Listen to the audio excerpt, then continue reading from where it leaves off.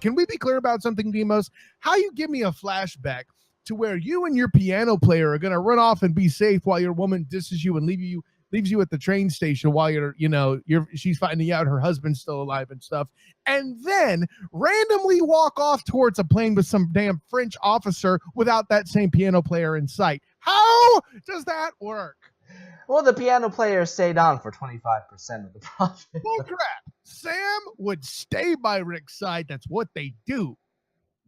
Funny enough, that was the first time I saw that. I was like, well, Sam followed him from Paris all the way down there. Why would this happen? But I think that the reason they dropped Sam is to create a little bit more tension and actually build up the new beautiful friendship that he has with Claude Rains. Yeah, well, you want to know what would be beautiful?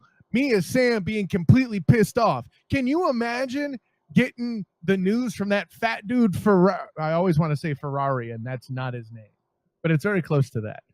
Anyways, to get the news from him, it was like, oh, hey, rival guy who is the owner of the Blue Parrot, the rival gin joint here in Casablanca. What are you doing here? What the? You get a real sense for the gin joint industry of Casablanca. It's a meticulous dive into the going on. Bars, yes, of course. But you know what? But this isn't Sam's story. He's a very minor character in the film. Oh, no, you did not just call a central element of a lot of this movie's presentation aside. He's a side character. He's not one of the main characters. I mean, he plays the song and he's there for exposition. I am not prepared to call him just a side character. He's a sidekick, dude. And then here comes Louis. Sidekick, side character. It's just simple.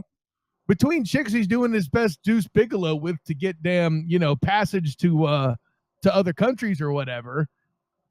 And now he's no. I'm sure that there was a very touching scene where Humphrey Bogart told Sam that he's gonna do all this, and Sam is sitting there at his piano, he's hitting a key, a tear's rolling down his eye, and Humphrey Bogart's like, I'm gonna break one of my rules and sit here and drink with you, and they screw that. Okay, it'd be like, I'm going to break one of my rules and have a drink with you.